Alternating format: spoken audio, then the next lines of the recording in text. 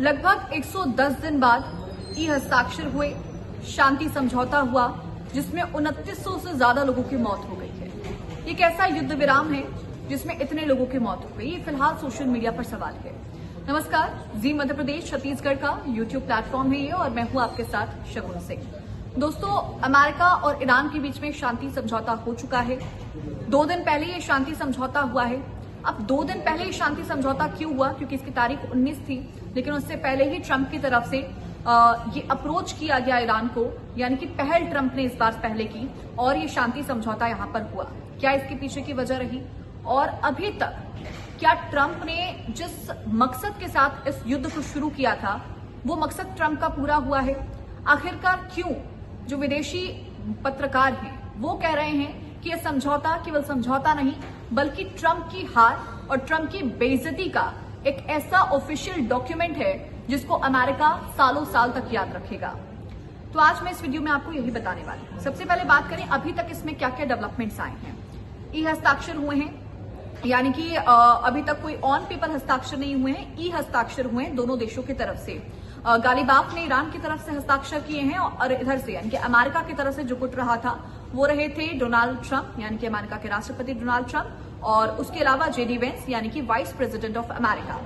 और 14 पॉइंट्स पर ये एग्रीमेंट हुआ है जिसमें 2 मेन मुद्दे रहे। सबसे पहला मुद्दा रहा तुरंत हॉर्मुज को खोल दिया जाए, और दूसरा मुद्दा ये रहा कि जो सैन्य नाकाबंदी अमेरिका की तरफ से की गई थी उसको तुरंत हटा दिया जाए। इन 2 मुद्दों पर मुख्यतः बात हुई है और इसके अलावा 12 अन्य पॉइंट्स इस पूरे समझौते के अंदर रही हैं। 110 दिन की ये वॉर रही और इसमें लगभग ईरान के 2900 लोग मरे। टोटल अगर संख्या की मैं बात करूं तो 7500 लोगों की मौत की खबर इसमें सामने आई। अब रिपोर्ट्स कुछ पेंटागन और ईरान वॉर कोस्ट ट्रैकर की तरफ से सामने आई है कि दोनों देशों को जो लगभग नुकसान हुआ है वो 162 करोड़ का नुकसान हुआ है। 162 करोड़ ये बहुत बड़ा अमाउंट होता है दोनों देशों को। अभी इसमें इजराइल काउंटेड नहीं है, सिर्फ ईरान और अमेरिका के नंबर्स मैं आपको बता रही हूं। अब सवाल उस पे कि ट्रंप ने आखिरकार खोया क्या है इसके अंदर, यानी कि ट्रंप ने जिस मकसद के साथ इस पूरे युद्ध को शुरू किया था ईरान को खत्म करने की बात, बड़ी बड़ी बातें ट्रंप के द्वारा की जा रही थी, क्या वो मुद्दे इसमें क्लियर हुए हैं? क्या ट्रंप को उन मकसद में से कोई भी मकसद उनका सफलतापूर्वक पूरा हुआ? सबसे पहले अगर मैं बात करूं 4 पॉइंट्स इसके अंदर मेन है। पहला, ईरान में तख्ता पलट नहीं हुआ, यानी कि ट्रंप ने शुरुआत में ये कहा था कि वो ईरान में तख्ता पलट करके रख देंगे, लेकिन ईरान में ऐसा नहीं हुआ। बेशक उनके सुप्रीम लीडर खामेनेई वो अब इस दुनिया में नहीं है, लेकिन तख्ता पलट ईरान में नहीं हुआ है। बावजूद इसके ईरान जो है, मतलब जो हमले किए गए, बावजूद उसके ईरान फिलहाल बहुत शक्तिशाली बन चुका है एक तरह से और पहले से बहुत ज्यादा पावरफुल हो चुका है। अब सेकेंड पॉइंट, न्यूक्लियर पावर पर रोक नहीं है, यानी कि ईरान न्यूक्लियर पावर अपना नहीं रोकेगा, ये क्लियर हो चुका है। हालांकि इसके ऊपर अभी तक कोई ऑफिशियल अनाउंसमेंट नहीं की गई है, लेकिन सोर्सेज के हवाले से यही खबर है कि न्यूक्लियर पावर ईरान अभी नहीं रोकेगा। हालांकि 60 दिनों की एक वार्ता दोनों देशों के बीच में होगी जिसमें इस न्यूक्लियर पावर को लेकर चर्चा की जाएगी।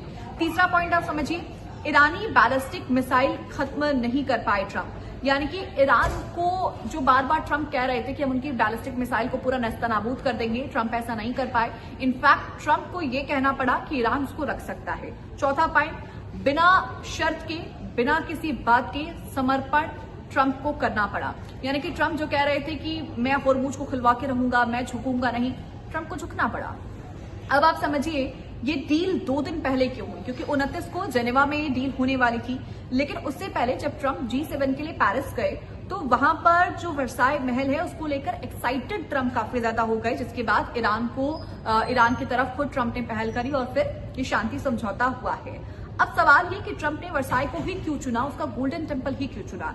क्योंकि जब वहां पर एक बहुत लॉजिकल फैक्टर यहां पर ट्रंप ने किया, जब पहला विश्व युद्ध हुआ था तो जब वैश्विक शांति समझौता, जब वहां पर विश्व का शांति समझौता हुआ था तो वो उसी जगह पर हुआ था, और यही वजह है कि ट्रंप ने एक बार फिर से उसी जगह को चुनवाने की कोशिश की ताकि वो पूरे विश्व में एक मैसेज पहुंचा सके।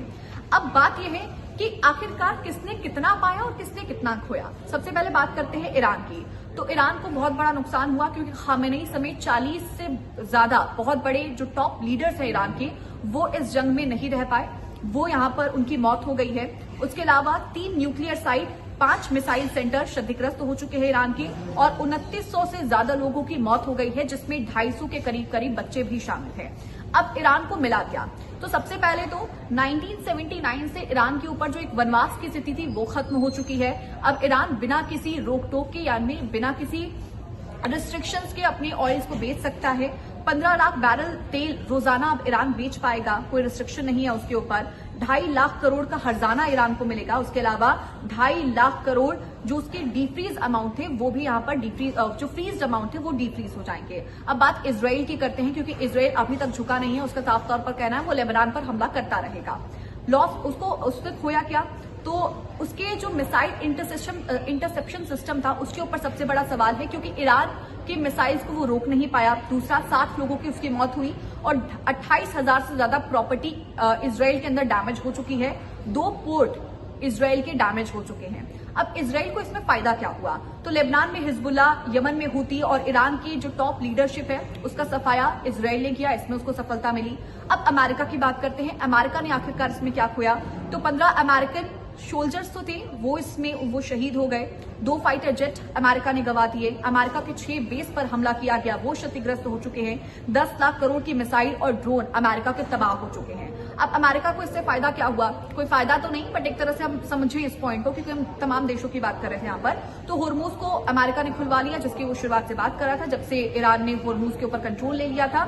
ईरान को न्यूक्लियर बॉम्ब नहीं बनाने पर राजीनामा हो चुका है। उसके अलावा नवंबर में जो मिड टर्म इलेक्शन होने वाले हैं अमेरिका में, तो ईरान के इस मुद्दे पर ट्रम्प खेलने की कोशिश कर सकते हैं। आप खाड़ी देशों की बात करते हैं, जो इसमें 6 देशों का 50 लाख करोड़ का इंफ्रास्ट्रक्चर और ऑयल सेक्शन डैमेज हो चुका है। ब्रांड इमेज दुबई की इसमें डैमेज हो चुकी है, क्योंकि दुबई के ऊपर भी हमले किए गए। अब जो खाड़ी देश लगातार अमेरिका के ऊपर ट्रस्ट करते थे, वो ट्रस्ट खत्म हो चुका है। तो फायदा आप समझिए क्या हुआ इससे। सिक्योरिटी के लिए अब जो खाड़ी देश है वो खुद का एक फोर्स बनाएंगे, जिसका नाम रखा जाएगा गल्फ कॉर्पोरेशन। ये इस सिक्योरिटी का नाम रखा जाएगा और उसके माध्यम से यहाँ पर अपनी सिक्योरिटी वो लोग खुद करेंगे या फिर अपनी रक्षा खुद से करेंगे। अब समझिए भारत को इससे क्या फायदा हुआ है। 85% चूंकि क्रूड ऑयल हम होर्मुज के रास्ते से मंगवाते हैं, तो अब वो रास्ता वापस खुल चुका है, तो हमें तकलीफ नहीं होगी, यानी कि हम आराम से अब वापस से क्रूड ऑयल को मंगवा सकते हैं। दूसरा, ईरान से पाबंदी चूंकि हट चुकी है, तो हम और भी ज्यादा तेल उनसे खरीद सकते हैं। तीसरा पॉइंट ये कि ईरान का जो चाबहार पोर्ट है वहां से 1400 करोड़ का निवेश लाभ भी भारत को मिलने वाला है। चौथा पॉइंट ये कि खाड़ी देशों में 95 लाख इंडियंस की जो जॉब थी, 95 लाख भारतीयों की जो जॉब थी, वो अब उसके ऊपर तलवार नहीं लटक रही है, वो अब रास्ता क्लियर हो चुका है। तो कुल मिलाकर जो 110 दिन बाद ये समझौता हुआ है, इसमें अमेरिका को ज्यादा कुछ फायदा नहीं हुआ है, लेकिन इससे बाकी देशों को नुकसान के साथ साथ कुछ फायदा ऐसा भी हुआ है जो कि आने वाले भविष्य में फायदेमंद देखा जा सकता है। आप अपनी राय मुझे कमेंट सेक्शन में जरूर दीजिएगा। फिलहाल के लिए मेरे साथ इस वीडियो में बस इतना ही। नमस्कार।